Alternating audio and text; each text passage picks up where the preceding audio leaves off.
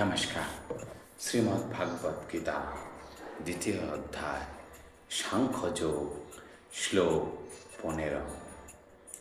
চং হি ন ব্যথয়স্তে পুরুষং সম দুঃখ সুখম ধীরং সোহমৃতদায় কল্পতে।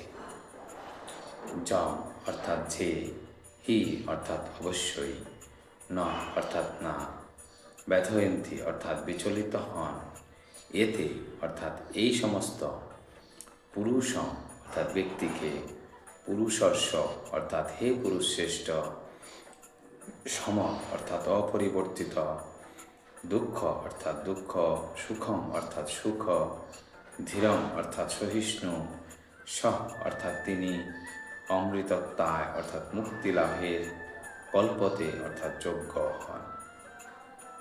অনুবাদ: হে পুরুষস্য অর্জুন, যে জ্ঞানী ব্যক্তি সুখ ও দুঃখের দ্বারা বিচলিত না হয়ে উভয় অবস্থাতেই অপরিবর্তিত থাকেন, তিনি মুক্তি লাভের অধিকারী।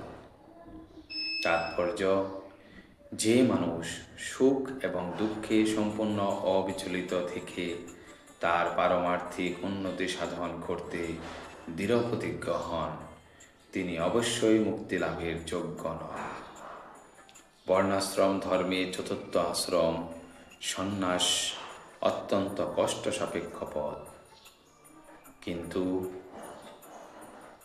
যিনি তার জীবনকে সার্থক করে তুলতে চান, তিনি সমস্ত রকম অসুবিধা সত্ত্বেও এই সন্ন্যাস আশ্রম অবলম্বন করেন।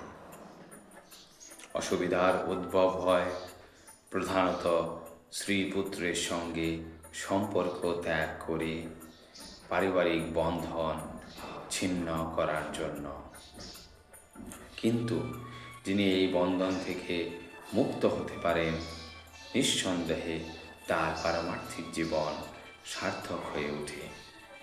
ঠিক তেমনি অর্জুনকে তার ক্ষাত্র ধর্ম পালন করার জন্য আরও বেশি অধ্যবসায়শীল হবার উপদেশ দেওয়া হয়েছে।